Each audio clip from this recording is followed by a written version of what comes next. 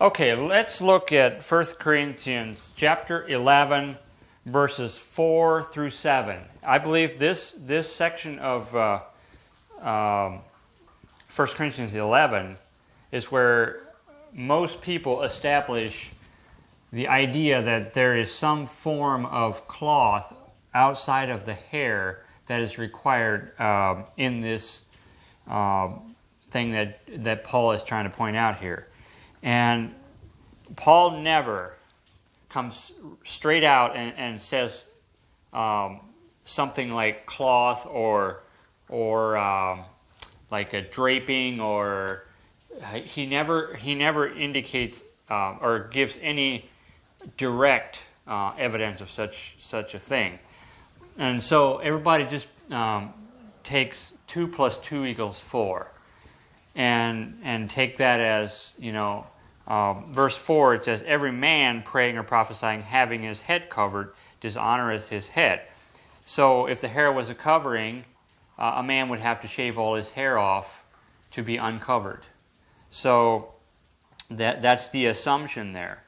And then every woman that prayeth or prophesieth with her head uncovered dishonoreth her head, for that is even all one as if she were shaven. For if the woman be not covered, let her also be shorn. But if it be a shame for a woman to be shorn or shaven, let her be covered.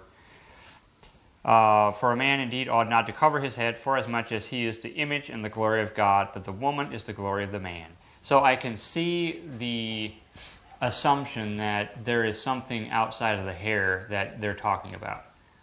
But my point in this is it's still based on assumption, presumption, and it would not hold up in court. If this was a legal matter, you can't bring this as solid evidence because you're making an assumption.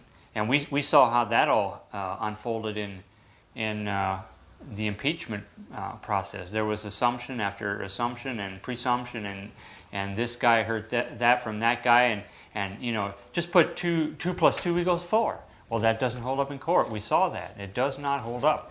So that's the same thing we're dealing with here.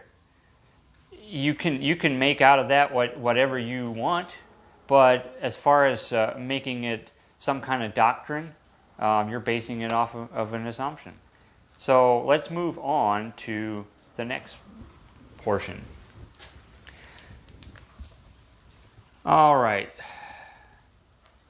Let's go to chapter 13.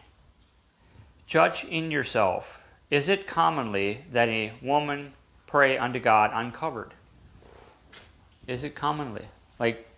Shouldn't it be self-evident? We should be able to see that. Just by nature itself. Does not even nature itself teach you that if a man have long hair, it is a shame unto him?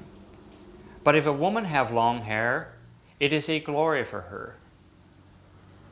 That to me is an indication with direct evidence. It's talking about long hair.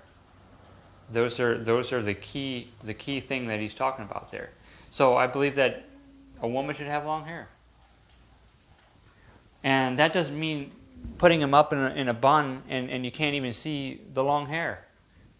So if you want to get real technical, the long hair should be hanging and it should be a glory to the woman. That's fairly direct evidence. That would hold up in court. You can't dispute that. For if a woman have long hair, it is a glory for her. For her hair is given her for a covering. So that again is direct wording. Her hair is given her for a covering. Again, direct, solid grounds for what he's saying there. You can't define it any further. It's been defined, and you can't just go 2 + 2 = 4 because there's deeper definition here of what he's talking about. There's hair, and it is a covering. So I understand that people can much easier go to this and establish a doctrine on this than they can on this. So he finishes it off in verse 16.